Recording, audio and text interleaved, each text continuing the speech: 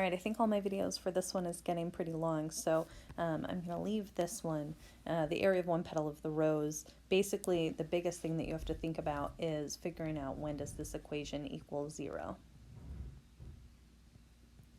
And then figuring out, are you doing one petal or are you doing half a petal? Sometimes you have to double the answer.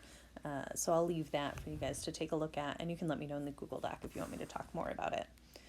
For arc length, we've got a new formula that we want to remember for arc length, and this is the function of theta, right? R is a function of theta squared plus the derivative of that, using the chain rule if necessary. So if I have R equals sine of 5 theta, then R prime would be cosine 5 theta times 5, and we usually would put that 5 in the front just so that it didn't become 25 theta by accident.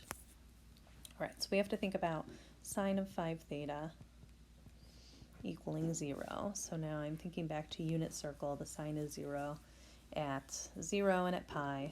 So 5 theta could equal 0, 5 theta could equal pi, 5 theta could equal 2 pi, 5 theta could equal 3 pi, etc., right? So then theta would equal 0 or pi over 5, 2 pi over 5, 3 pi over 5, 4 pi over 5, and on and on.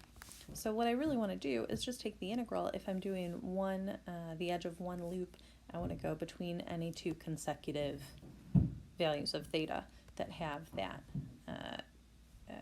r being 0.